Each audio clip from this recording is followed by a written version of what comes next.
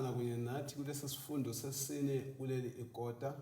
Okhuluma lani namhlanje kuseni umfundisi uGresham Mlilo. Inxusa engilawo bana baziveze.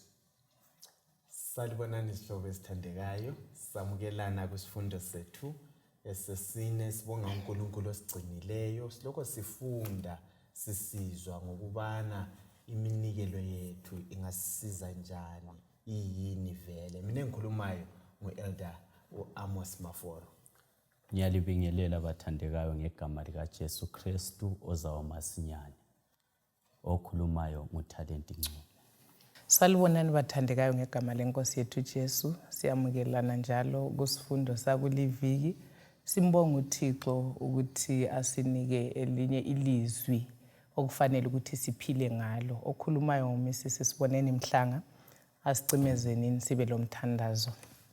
Baba wethu othandekayo okhona ekhaya ezulwini, kalihlonitshwe lidunyiswe igama lakho. Siyabongela elinye ithuba lokufunda ilizwi lakho. Sinxusa ubukhona bukaMoya Oyingcwele ukuthi asichasisele imfihlakalo yaleli lizwi, sibe sesifihle ezinhlizweni zethu, siphile ngayo ukuze singakoneli. Sicela ukukhulume ngathi sonke sizakuzwa sona lesi sifundo, simzwisise uKristu, sibe sesimamukela simphilele ngoJesu siyabonga. Amen. Amen. Siyabonga abathandekayo ngezifundo ezizakithi iviki ngeviki. Umthandazo wethu bana sikhule ekukholweni. Kuleli viki sawukhangela ke iminikelo kaJesu. Iminikelo yenkosi yethu uJesu. Ngiyacela bana lisifundele isihlabelelo 116 ivesi ka12 kusiya ku14 uma siqala lesi sifundo salamhlanje. Amahubo 116 verse ngelika 12. Ngingambonga ngani uJehova ngabo bonke ubuhle bakhe kimi. Ngiza yiphakamisa inkezo yensindiso ngimemeze ibizo lika Jehova. Ngizazigcwalisa izivungo zami kuJehova phambi kwabo bonke abantu bakhe. Siyabonga zihlozo ezithandekayo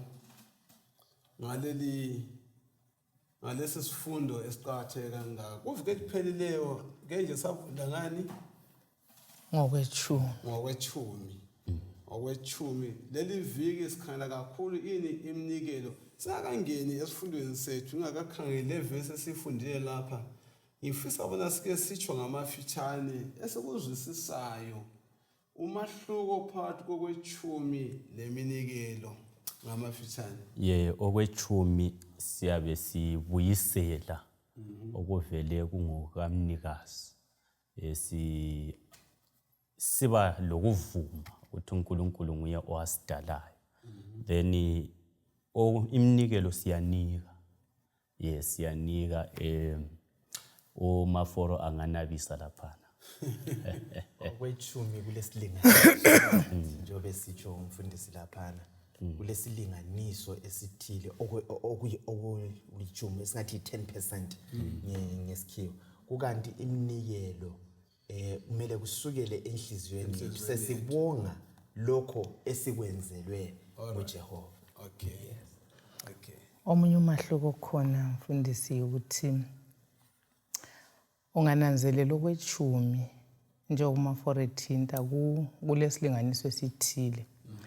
Ukodwa uThixo nxa ekuthi sikubuyisele kakulandaba ukuthi kunjani. Kungalethwa loba kulesici. Loba kuqhula.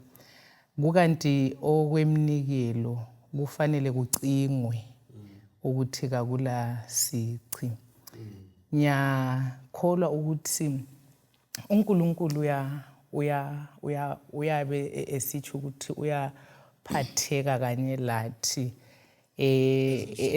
ezinhlupheni esingena kizo la kukho konke esikho ngasekeli yena ethatha okupheleleyo kuphela thina okunye ngunanzelelayo ngokwechumi leminikelo ukuthi okwechumi kuyindlela yokuvuma ukuthi uNkulunkulu ngumdali futhi uyumnikazi wezinto zonke.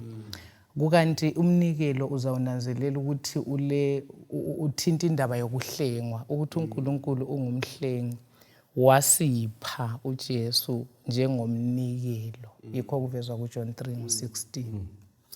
Uma sikhangela indiyana yokufundwa ngekhanda esanona sibale lapha ithi ngizakubuyisela leli balithi ngizakubuyisela lingalitshoni livela ngaphi, ngizakubuyisela enkosini, ngizakubuyiselani, ungumbuzo njalo. Nxa sikhala nje yonke ngokuphela kwa ivesi le singayichaza sithini, isitshelani, isifundisani? Well, engikutholayo ukubana umuntu omangalayo, ukubana uNkulunkulu kukho konke angenzele khona mina ngiza kubuyiselana konke ngokukaNkulunkulu. Mina ngingokaNkulunkulu, angilalutho mina, vele angisilutho. Ngiza kubuyiselana kuJehova, nginanzelela konke okuhle lokho angenzele khona akwenzayo izikhathi zonke. Umthandazo womuntu omangalayo aphange abesesisho ukubana ngiza kubuyisela kumbe ngiza kunikela ngithembeke kuzifungo zakhe. So lapha uDavida uyamangala abonge ubukhulu bukaNkulunkulu. Isigaba lesi siloDavida yiso sikiso thina sonke ngoba uNkulunkulu usenzela okuhle mihla namalanga. Umaforo ungikhumbuza indlela uDavida akuletha ngayo laphana ku1 Chronicles chapter 29 sokulungisiwe impahla yonke yokwakha indlu kaNkulunkulu. So uDavida uyakuzwisisa ukuthi umnikazi wematerial yonke, umnikazi wezihlahla zonke, umnikazi wegolide lonke nguNkulunkulu. So kuverse 16 ngiyayithanda uthi wena nkulunkulu unguNkulunkulu, konke lokho esikulethayo ukulungisa indlu yakho kuvelela esandleni sakho, kungokwakho. So isihlabelelo lesi siveza ukuthi uyazwisisa, ubuze ngendaba yokubuyisela. Ngingakupha mhlawumbe impuphu isemganwini.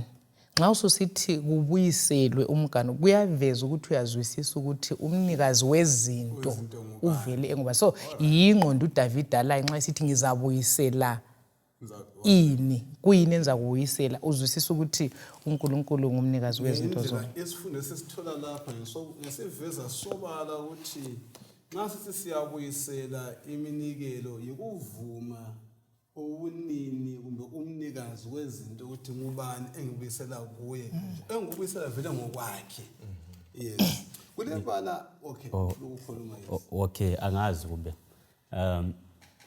okwechumi yikho esikubuyiselayo.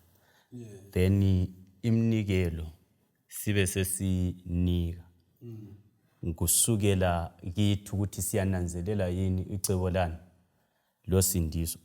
Ngananzelela uverse ngirika 13 elichasisa mnali libamba njalo. Ithi ngizayiphakamisa inkezo yensindiso imemeze ibizo likaJesu lika Jehova. Right. Engunanzelelayo ukuthi emnikelweni futhi siba loku appreciate icebo lesindiso. Ukuthi njoba sesibuyiselile sivuma ukuthi uNkulunkulu nguyasidalayo. Iminikelo sesi appreciate njalo icebo lesindiso.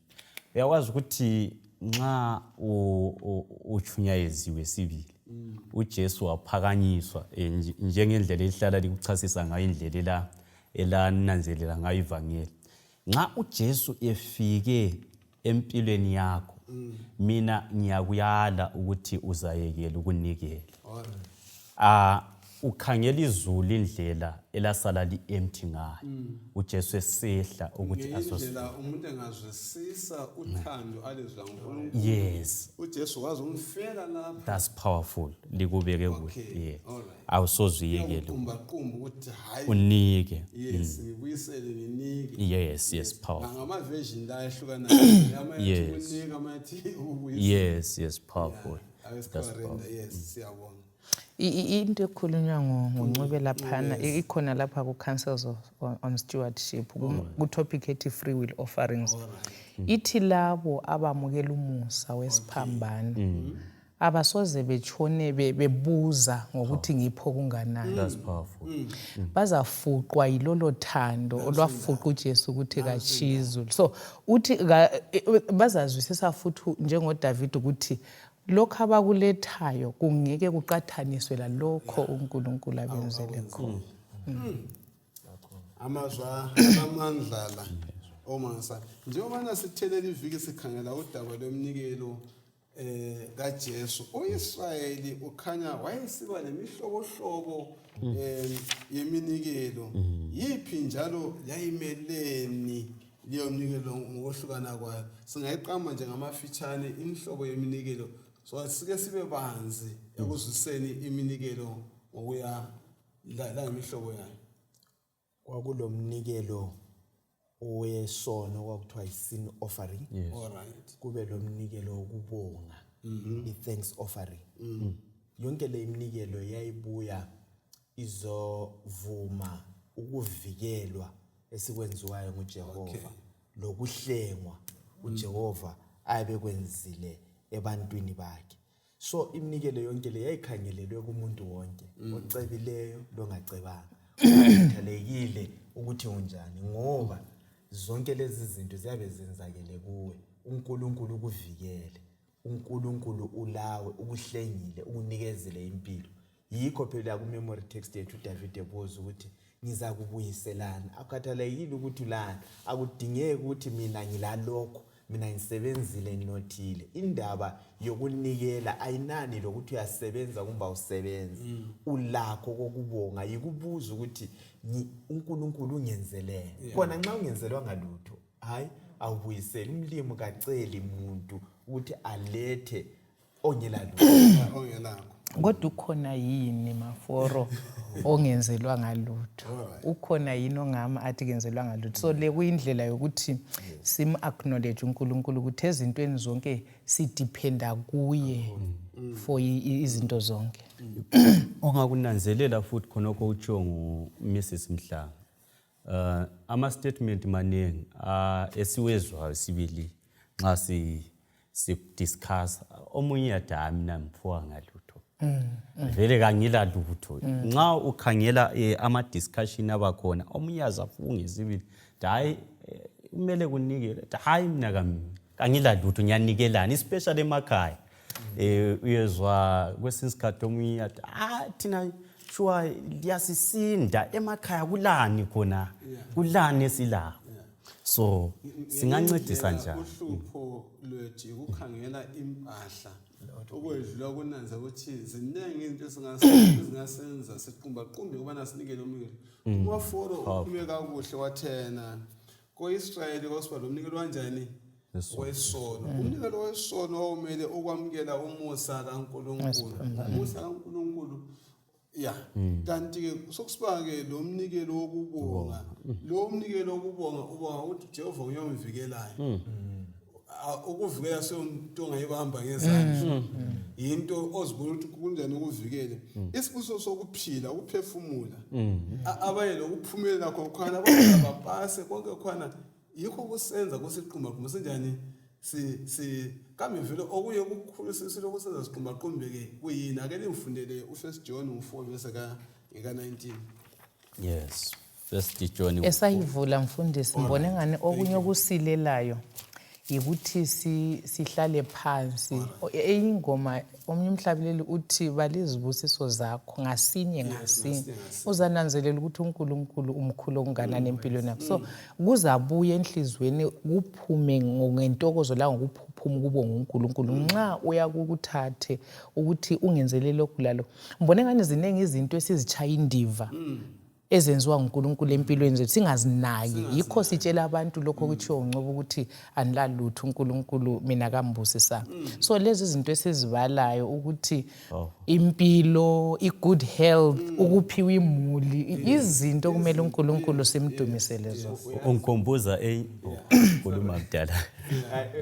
Nxa ekhuluma la yabona ikakhulu abantu abangapha kwelizwe nxa siqala inkonzo zethu ngamasabatha sasihlabele ingoma udumisani ungalalela ama lyrics engcwele athi dumisani uNkulunkulu osiphani izibusiso so ngesabatha nxa sela akuvuni ukuthi nxa sithi sidumisa uNkulunkulu osiphe izibusiso sihlabele bese singaphathanga siphume singanikelanga vele ukukhonza ngikhumbula uAbraham ukuthi yena mina nomfana sesiqansa indaba siyakhonza bese yanikela ndesiyanikela ngenye itopic yolunye usuku le kodwa ipoint esifuna ukuyilanda yikubana waye siyakwenza njani esiyanikela ekhonza so ukukhonza lokunikela kwahlukanayo uhamba ndawonye so zihlobo nxa sisiyakhonza kumpela viki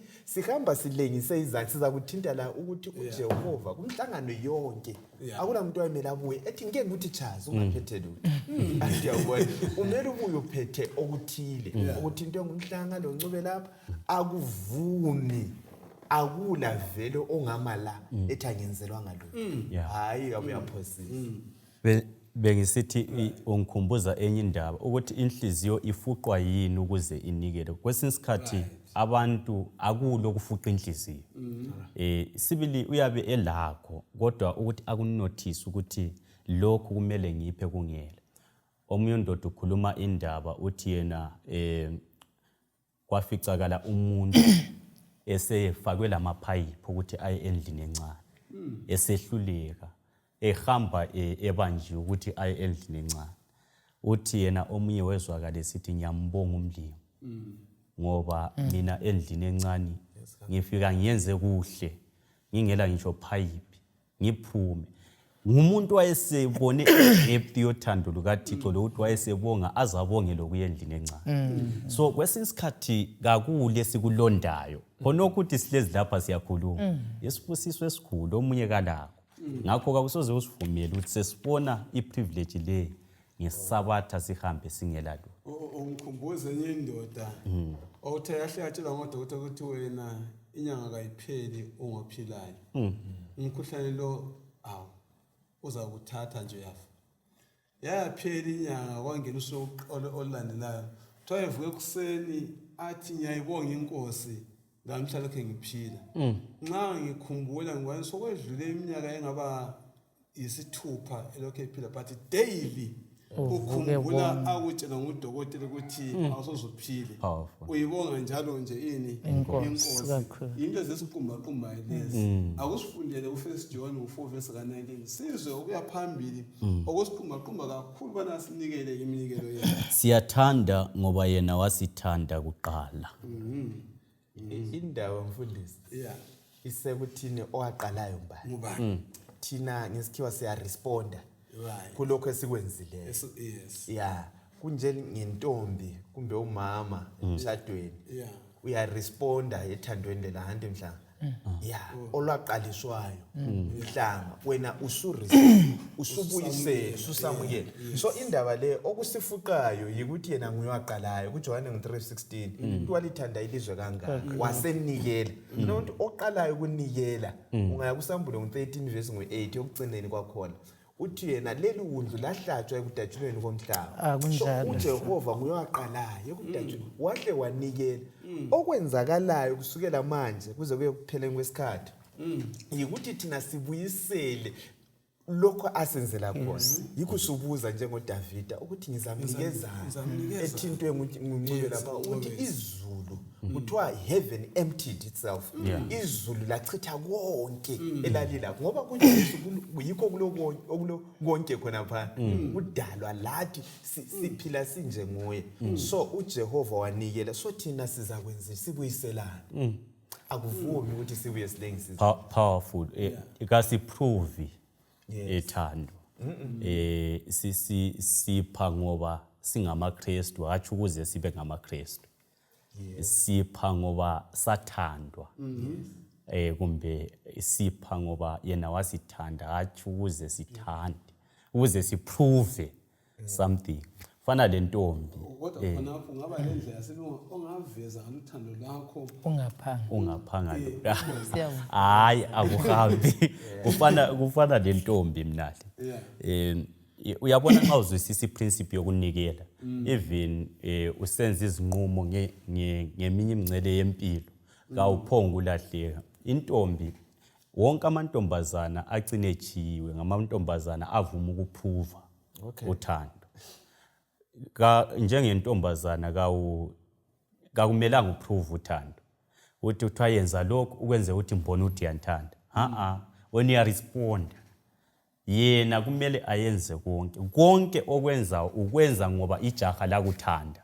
hathi ukuze likuthande ungabona ufuna ukwenza ulutho ukuze ijaha likuthande sokule problem umthengele lokhu ukuze kuthande uyenze imininingwane ukuze kuthande kuyabe sokule problem so intombi kayiprove ithando yenza konke kwenza ngoba ithandiwe kusuka kuyo so kumele sikuzwisise ukuthi uThixo ufisa ukuthi siphe ngoba yena wasithanda hathi ukuze simconvince ukuthi asithande wasithanda kudala kanti vele khona ukubuyisela iminikelo ngokuzidela kwenzani kwethu impilo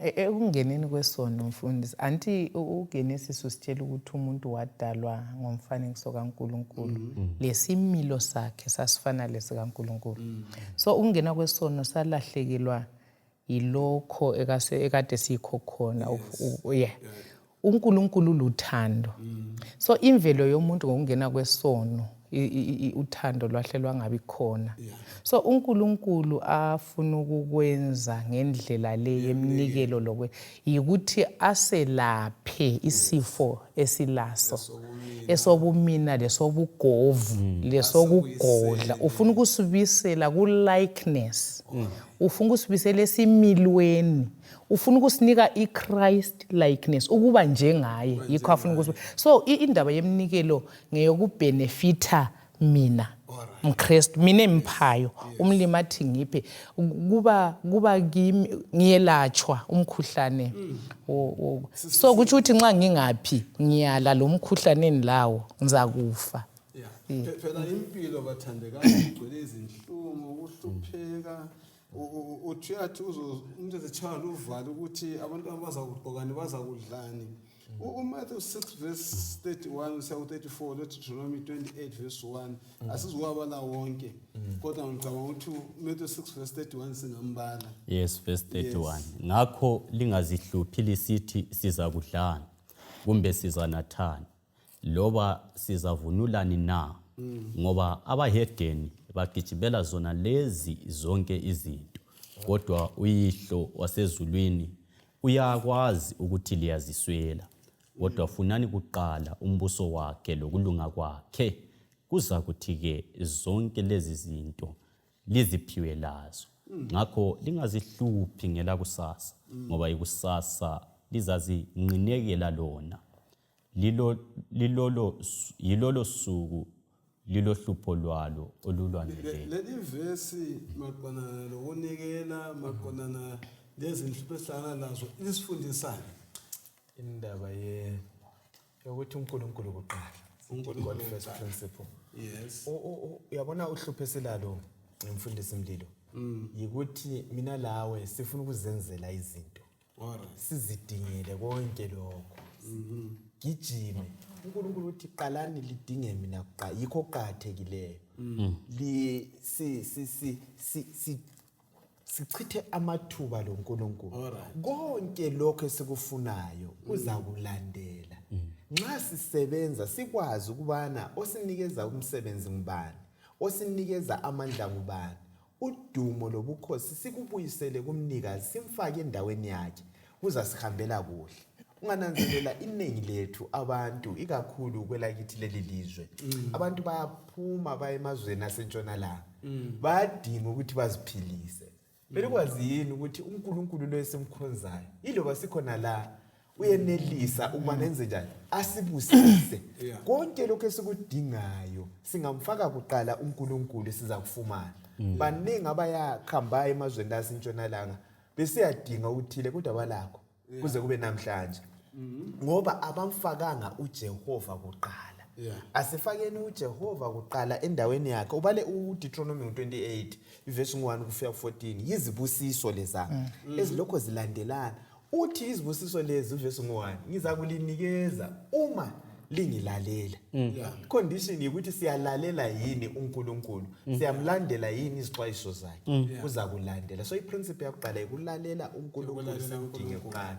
Kuza konke lokho kuthiwa izinto kuza kulandela. Lo mhlabeni asathana lalelani akukho kunjani. Powerful. Ngithathekiswa yikufuna uqala ukulunga kukaJesu. Kukhulunywa ngendaba yokususwa kwesono empilweni yomuntu. Andikho esingakho nxa sikhuluma ukunikela. So uzananzelela ukuthi uJesu wayengathi ukuthi ukudinga impahla kurongo, kumbe ukudinga ukudla kurongo, kumbe udinga izindlu landlani. Hayi wayengatsho njalo. Kodwa ayekutsho ukuthi nxa uconsider ukudinga zonke lezi zinto, kambe uqale wakhangela yini ukuthi ekudingeni lezi zinto isono siyasuswa yini. Ngoba abangakhonziyo ukudla bayakudinga. Kodwa abangela ndaba lakho yokususwa kwesono, abangela ndaba lakho ukulalela ubani uNkulunkulu.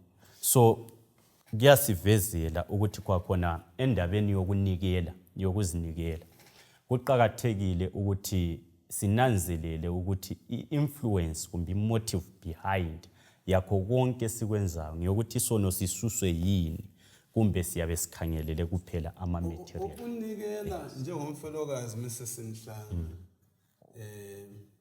lowana ngesikhathi sika-Elijah wathi khonokho okuncane engakudla lo mntanami yehle kulokho ukusifundisa ukuthi nxa nginikela ngiphathi kwenhlupho zona eziphathi kwazo kungenza nginikele ngimkhangele njani uNkulunkulu. Okay.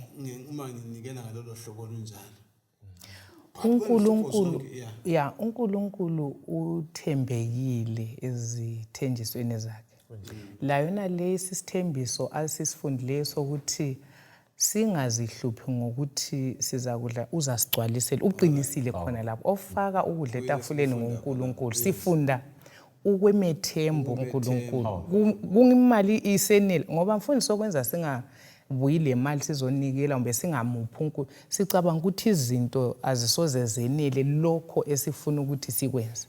Kodwa itrust ukuthemba uNkulunkulu njengalo umama elimlethayo ngingela lutho ngingakwazi ukuthi kusasivuka imenjani. Kuthi ukuthi mina nyamethemba uNkulunkulu ukuthi kangeke ehluleke ukunginakekela. Isifundo sakuqala sasesifundisa ukuthi ubudlelwano bethu loNkulunkulu ngobomntwana lo baba. Kunje lina liyakwazi ukuthi omtha badingana ofo.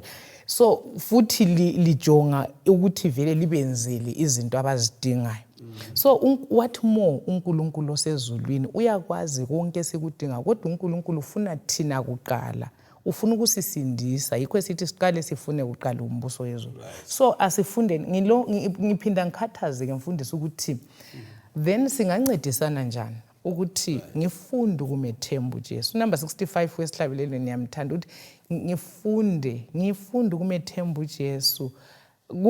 Ngingaboni ukuthi kusasimi njani, kodwa ngibe kwazi ukuthi ngithembeke emnikelweni, ngikwazi ukuthi uNkulunkulu uza provide izinto zonke njengoba ekuthembisile. Singathemba njani, singafunda njani ukuthi sikwethembe lokho? Asikubambeni njalo lo mbuzo. Angeke ngikhangele u2 Corinthians 9 verse 6 usiya ku7. Utshona uPaul ngalamazwi lapha ethi khona ilola lo kanikele njengalokho ezikhethela khona enhlizweni yakhe. Kungabi ngokudonda kumbe kungabi ngokubanjwa ngamandla ngoba inkosi iyamthanda onikela ngentokozo. Singafunda njani ukunikela ngentokozo? Singafunda njani ukumethemba uNkulunkulu? Njalo umbuzo kwakuzo. Konke lokhu kufundwa kuKristu. Ufunda kuKristu. Ngiyangithi ukuthemba uJesu yilokhu Peter akwenza kuActs chapter 12. Kuthiwa uyabulawa kusasa esentolongweni watholakala elele yena kumele abulawe kusasa. Wathi bangathatha impilo yami kusasa kodwa ngeke bathatha ukukhululeka kwami namuhla. Hallelujah. Ngiyabona ukuthi ngana kucaci. Akucaci sibili ukuthi kumi njani. Kodwa mina ngikubambileyo ukuthi ukukhululeka ngilakho namuhla. Impilo yebo ngabe sokufaka isidindo ukuthi ngiyabe ngingelayo kusasa. Kodwa kusoze kwenza ukuthi ngime ukuthemba uThixo. Ngithini kwesinye isikhathi sithemba uThixo nxa kungadeclarewanga ukuthi siyabulawa. Nxa kuyikuthi imali khona yabantwana beEfeso. Nxa kuyikuthi ukudla konke kukhona. Nxa kuyikuthi yikho thola khona abantu behlabelela mako bonga inkosi ngekwe zileyo yatha ngoba izinto zonke zikhona bathi kungadeclare ukuthi uyabulawa ukufaka entolongweni ifizo iswele ukufaka entolongweni lokho ukuswele abantu abaningi sande ukuthi sibe lama strategies ethu aphuma icebo likaThixo. So ukuthemba uThixo ukuphila phakathi kwesigodlo okuso ulentokozo kwangani kawuchaywa ligagazi kodwa likuchayile. Yikho ukuthemba uThixo okupheleleyo ukuthi lapha iziphepho zikhona zizokunyikinya uJesu ayalelo kelawo. Mama Fula akusitshele lapho ukuthi utshoni ukunikela ngalokho ozikhethela khona enhlizweni yakho. Leli bale ngalitsho okuzike kangakanani. Indaba yokunikela vele isukela enhlizweni. uNkulunkulu akuloyisayo ukuthi abantu banikele kusukela banikele inhliziyo zabo kuqala bese beletha ngoba inotho kumbe imali engilayo lapha inhliziyo kusukela enhliziyweni nami nxa ngingafuni ukwathinta umhlanga ukuthi indaba yokudila lobugovu nxa kungasukelanga enhliziyweni yami ngingafuni angisoke ngiyikhuphe kumbe uthole abantu sebebanjwa ngamandla ukuthi banikele. Ungabona sesibanjwa ngamandla ukuthi sinikele kumbe kwezinye indawo sesithathelwa imali ukuthi ngiyomni akusasukele enhlizweni. Lo Jehova kakuyamukeli ikho kukhulunywa ivesi la ukuthi kafuni umnikelo umuntu okhononayo okhulumela imali yakhona kumbe ofoswayo ayilethe. Kumele kusukele enhlizweni sinikele esikhululekile ngoba imali sikhumbule inotho le esinikelayo le iyasebenza umsebenzi wevangeli. Siyabonga ukuzwa lokho ukuthi akuphumi ngapha enhlizweni yethu. Pho ke isingazo semnikelo ingabe ingakanani uthi Deuteronomy 16 verse 17 usichaselani lapha? Deuteronomy Mfundisi esafudla ivesi ukube mphendula umbuzo wakho. Isilinganiso ngizwisisa mina ukuthi akula silinganiso.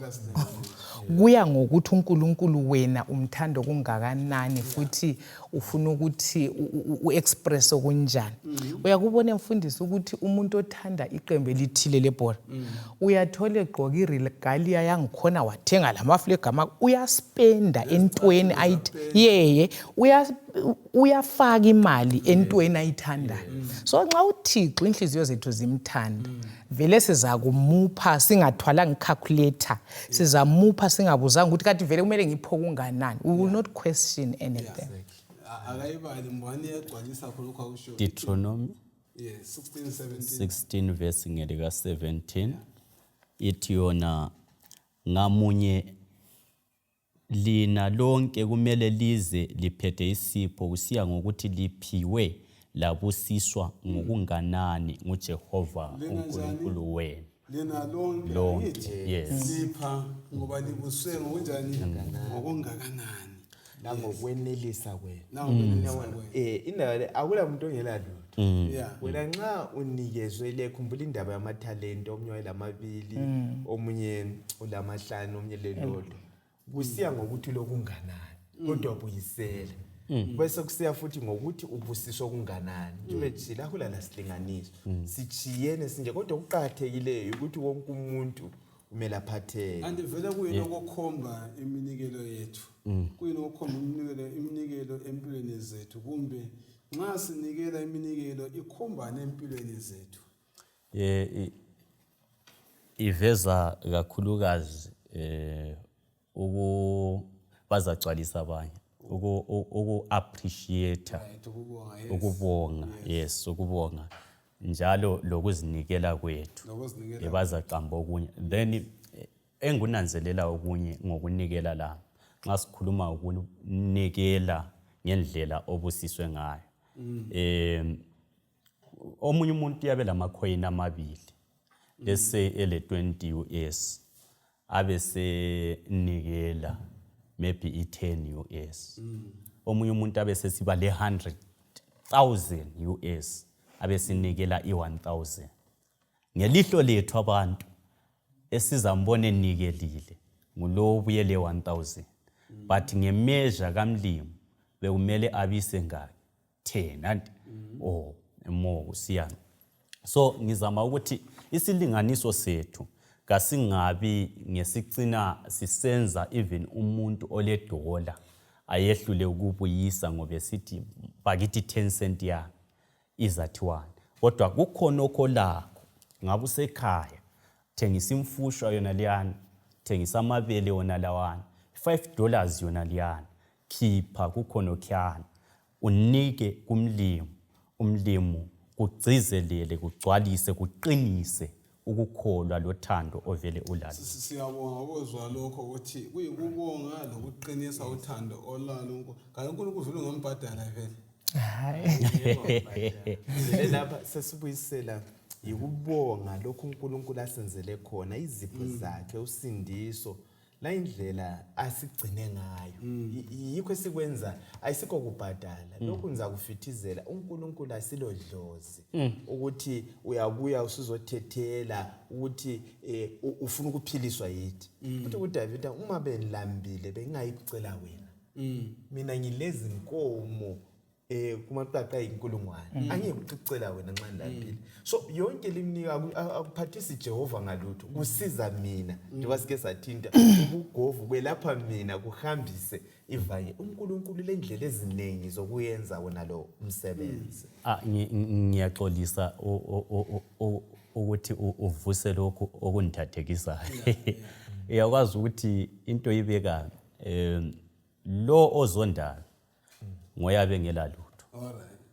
Ozondayo nxa engaphiwanga ngongela lutho. uNkulunkulu kaswelanga lutho. uNkulunkulu lakho konke. That's why angazi abamadlozi bangangiqondisa kuloko. Kodwa engunanzelelayo ukuthi kwesinye isikhathi maybe principle yokuya ukuthi abadala sebezondile kasibaphele ibuyela kukhona ukuthi abantu vele bacabanga ukuthi they can do something for i-higher supreme. Anti babe amadlozi kuyabe kuthiwa you are the higher what authority. So uNkulunkulu kakho njalo kasiphi ukuze simbambe ingqondo ukuthi ayenze intando yethu. Yikho kusukela khona futhi umfundisi wami nxa le indaba le ibambe inkolo eziningi ngoba yikho kusukela khona le manipulative preaching ukuthi abantu ngiyabachumayeza mbatshela ukuthi linganika so uNkulunkulu uzalipha unganika 1000 uNkulunkulu yakupha 100,000 nganika inkomo ezingu7 uNkulunkulu yakupha 20 nganika imoto ezingu5 abaningi balahlekelwe inotho ngenxa ye manipulative preaching. Nxa singakuzwisisa yebo nxa singakuzwisisa ngi-answer umbuzo wenu wona nxa singakuzwisisa ukuthi sibuyisela ngoba uNkulunkulu esiphile not ukuthi aze asiphe not ukuthi siyambhadala not ukuthi siyamanipulate sibuyisela ngoba yena esenzele. Ngiyabonga abana sizwisisa ukuthi uNkulunkulu kasenjani kasembhadala akufundele Deuteronomy 16:16 sibona ukuthi kanti vele yona iminikelo iyikwenzani kwesikhathi ubona ngani ukuyabhadala uNkulunkulu iyikwenzani. Kathathu ngomnyaka wonke amadoda kumele aziveze phambi kukaJehova uNkulunkulu wenu endaweni azayikhetha edilini lomkhosi wesinkwa esingelamvubelo, idili lomkhosi wamaviki kanye ledili lomkhosi wamathabanekeli. Nxa wayesenza njalo besiyaziveza maforo kambe babehamba besiyahlabela kuphela besiyawuzulizwa kuphela besiyathandaza kuphela kuyini okugoqela inkonzo epheleleyo. Inkonzo epheleleyo igoqela ukutatishwa kwelizwi, ukukhuleka, ukuhlabelela kudunyiswa uJehova, kube leminikelo.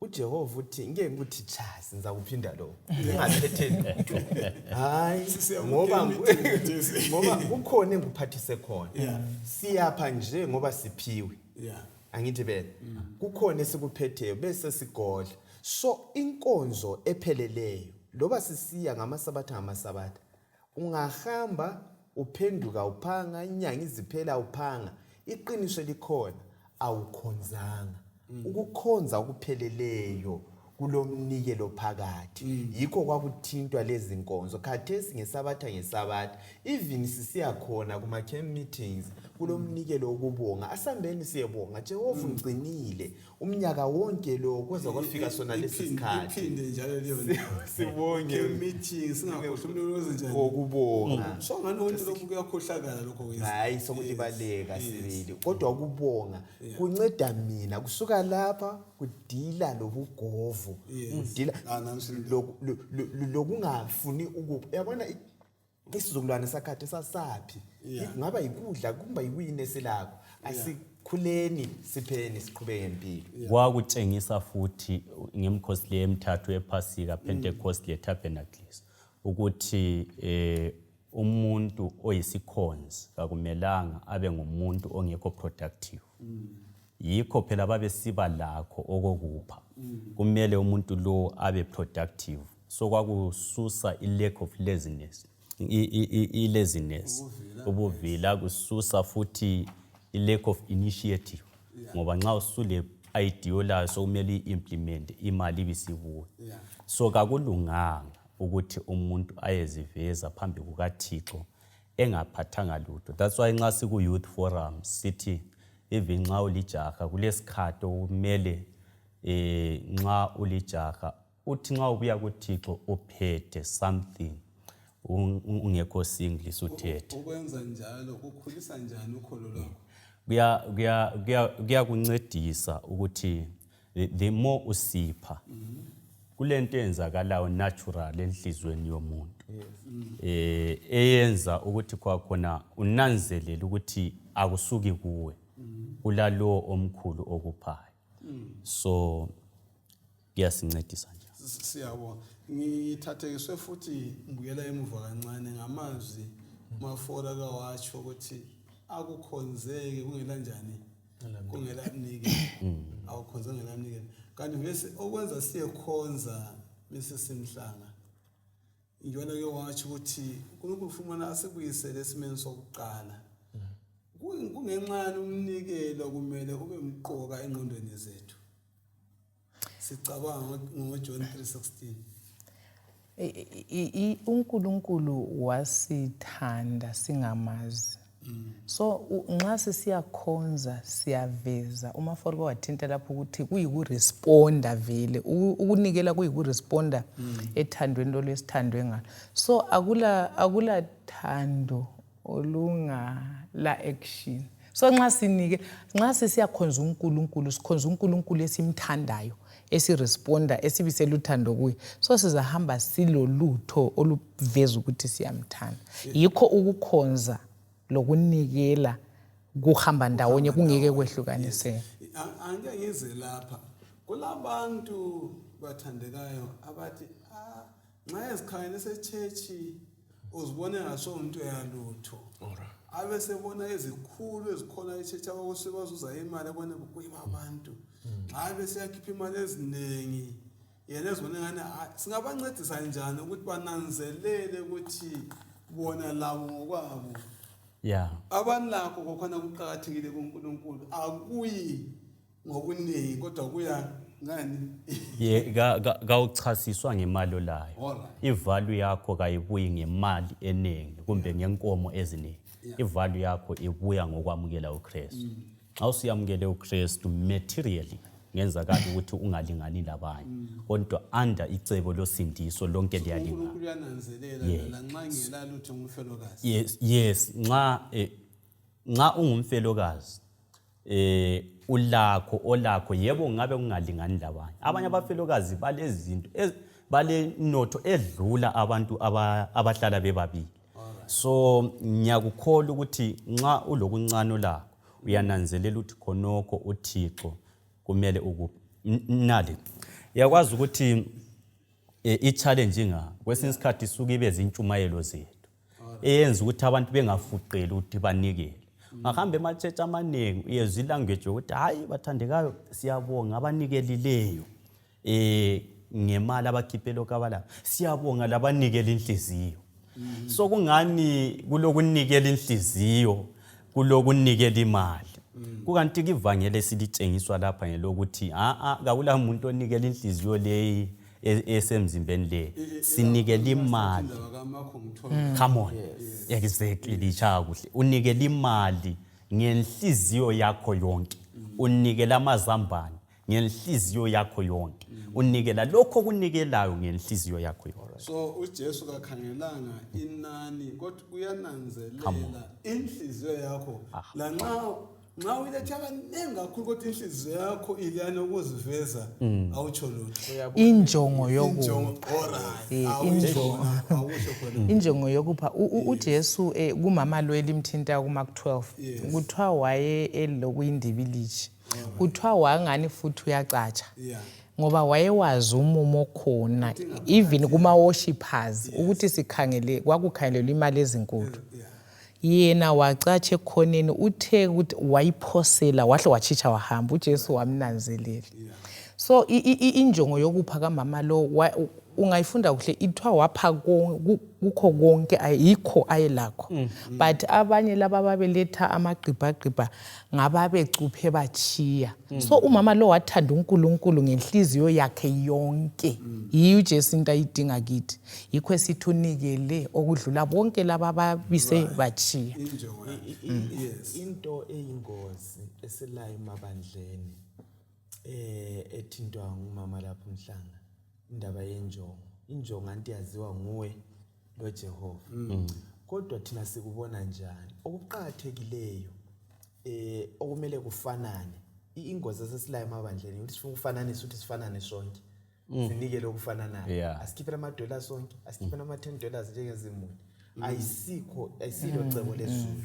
Icebo lezulu lithi lona ingqondo yokusacrifice kumbe yokunikela imeli ifanana esithi equal sacrifice. Ama-amounts echiyana njoba echile ukuthi abanye babecupha bechile okunye bacuphe lapha abachi kodwa ulethile yini konke kuJesu. Inhliziyo yakho waletha la lokho olakho. Iningi lethu asakhe amabandla asenelisi ukusustain ama-programs e-church. Ucine sokumenyezelwa sokudingwa ukuthi sisichaye izimali zokuhambisa umsebenzi wethu. Kukanti into befakile osithi systematic giving offering system yokuthi wenelise ukuthi ingatsha zonke zithole ukusebenza. Le mali yakho iziyefika khona le Ukraine okulezimpi ngendlela esiyabe sinikele ngayo. So asiphendukeni silungisiseni senzeni ngendlela umlimo afuna senze ngayo. Sinikele ngendlela umlimo afuna sinikele. Singakhanyelananga ngobathi siyamangala i-amount ukuthi lo ukhipha imali enganani. uJesu uthi lo uyokhiphe konke. Uyananzelela futhi okuqhakathekile ipoint esilayo ukuthi uJehova uyananzelela lapho esikhipha khona. Okunye emfisa abana sekunanzelele nesekuthinte lapha ngamafitshane nje kodwa ungakhangela Acts 10:1 usiya ku4 kuxoxa ngenduna yebutho la yaseRoma. Uthiwa yethikelwa zingilosi. Izinto ezimbili ezibalulekile ezananzela ngithi uNkulunkulu uyananzelela umnikelo omncane. Futhi uyananzelela nxa ungasowena othi ngumphakathi ebujuteni weRoma lo. Kodwa wananzelela kuyini okwamenza wananzelela ngamafitshane. Jehova wananzelela. Ingilosi ithi fika ithi iminikelo yakho inanzelelwe ezulwini. Imithandazo yakho inanzelelekile. So uNkulunkulu uyalalela imithandazo yethu. Lalapho sinikela khona ukhangele uyakunotha asikwenzelize. Kumele sikhumbule kakhulukazi ukubana konke ukunikela kwethu kuyabhalwa njalo ezulwini ebhukwini lesikhumbuzo. It is recorded with the terrible exactness. wonke ama-motives amahle kanye lalapho imali eza kuyasebenza khona kumbe kungaba kuyini esikunikeleyo kuyabhala njalo lokho esingakwenzi kuhle esilama-motives ama-selfish agenda ukuthi uyathula 100,000 uyekhipha 1,000 ngenxa yokuthi abalapho bahlala bekhipha amadola wena sokungani hayi uright ukwenzela ukuthi konke khonokuyana nxa kuyikuthi ule 100,000 lisibambe kuhle kasibhabhathizi buyanga kumbe ukuthi ukuswela ku-right but sithi thina emalini eningi olayo nxa kuyi-100,000 khipha ekhanya ukuthi ule 100,000 ungakhiphi nge-agenda yokuthi maybe ufuna ukukhethela umsebenzi othile nge-agenda yokuthi maybe ufuna ukuthatha ngoba kuyabe sokukhanya-ke uzibani hayi ukhipha kanje khipha ule motive yokuthi unikela kumlimi sesithinte ngokunikela imali ungakhangela uma ku-14 verse 3 kusiya ku-9 kulesinye isifundo esikaMaria owanikela amakha amangalisa ngenye indlela kimi kusifundisani khona ukuthi iminikelo vele inhlobo enjani futhi uMaria kuthiwa amakha anikelayo ayengamakha alingana leholo lomnyaka wonke ayewasebenzile ngokuqala engikutholileyo umnikelo ngokaJehova asiqualifywa ukuthi thina senelisa ukuthi le imali uJehova akayifuni umama lo siyayazi trade yakhe ukuthi wayisebenza wabuya wanikela wamukela uJesu okwesibili uletha umnikelo omkhulu kakhulu kuthiwa uJudas wawumangala wathi hayi imali idlalisiwe ngabe sinika abampofu uJesu wathi hayi lokho asekwenza so ngeyindlela nginganikela indlu yami unganikela nxa umlimi akuthinti uyanikela loba kuyini lapha sifundiswa ukubana kuthiwa kulokunye okuthiwa ngama-assets esilakho izindlu amaplazi kumbe kuyini esilakho okunye okungaso kuthiwa i-movable property senelisa ukunikela sikulethe evangelini kusebenze siyambona lo Barnabas kuthiwa wanikela le plaza lakhe andiyakubona kusebenze emsebenzini wevangeli uJehova utheni uthe umhlaba nokugcwala kwawo kungokwami so lakho nalokho njengoba sithintile sibuyisela kumnikazi ayisikho kwethu ngibona into eqhakathekile ukuthi lanxa ngilempahla yami ngiyinikele enkosini enqasenza kufa ngihle ngiche bhali wile ukuthi lokho yakunikela ngapi enkosini ungavuka ekufeni uthola sekunathelwa khona kuleyo ndawo ongayinikelanga enkosini uyakwenza esenzobani angisho ukuthi sengikwahlulela kumbe hayi kodwa nibamba leyo ndawo ukuthi la ngempahla singanjani singanikela yona sesizwe ngoBarnabas ukhona lokwengeza kulokho even ungaba le-10 ungawini i-10 nikela lobu sebenza kwenye indawo uwini i-10 futhi khona phana nikela even ungenza ama-savings nikela nxa wathatha maybe after umnyaka nikela ayisikho ukuthi ukunikela kuphela kwemali lenyanga kuphela la yona leyinye oyizuzileyo uyiphiwe nguthi engingakutsho umfundisi Mlilo asikhonzi Jehova ongumyanga ukunikela kunothisa ibandla onye ngakutsho ake uzame ukuma wena ukunikela ubone kumbe ibandla leli liyakuma liyakukhula futhi osustain ibandla nguJehova ungakhangela even inikelo yethu okuqhathekile ukuthembakala sonke ebandleni singathembakala uJehova ulendlela yokuyenza imali yona la yenele ukusebenza umsebenzi wakhe so okuqhathekile ukuthemba ayisikho ukukhipha imali eningi lokusolana asithembakaleni kuJehova kusiza mina kusiza wena kungelaphe ubugovu so yindaba ekhona ngicabanga manje ukuthi uma siphetha isifundo sethu ngamunye wethu ngamafitshane kasitsho ubana kungenxa yani umnikelo wokuzidela uqhakathekile empilweni zethu kwenzakalani kithi ngale iminikelo esifunde ngayo saqala khona ngapho abese sicine esikhulekela ngakho mntwana amen nxa sizidela sifunda ubuNkulunkulu silungisiswa sifuze uJehova uJesu ngokwakhe kuFilipians 2 kuthiwa owathi nguNkulunkulu wangayiboni nje into yokupha wabuya waba ngumuntu wazehlisa siba lobunkulunkulu kithi sifuze umdali wethu sibuyiselwe lapha esasuka khona. Okunye okuyenzakalayo nxa kuyikuthi siyanikela siyasondela kangaka kuNkulunkulu uqinisa ubudlelwano bethu loNkulunkulu kuyaveza ukuthi thina uNkulunkulu simthanda kungakanani and uNkulunkulu uyini ezimpilweni zethu. Sibuyela kulokho okwasilahlekelayo ngokungena kwesono. Izulu lithi give. uSathane uthi get. So siyelatshwa umoya kaSathane owasehlelayo sibe sesibuyiselwa ekufaneni loThixo. Siyabonga. Ngamanye amazwi inikele yonke esibisela uNkulunkulu esinaNkulunkulu kayisikhumbuze unikele omkhulu izwi lesinika wona onguJesu Kristu. Powerful. Siyabonga. Nxa uNkulunkulu kulalapha kususa khona kawusoze uwekele ukubuyisela kumbe ukunika umnikelo ngoba uyabukwazi ukuthi uThixo kulalapho anisusa khona.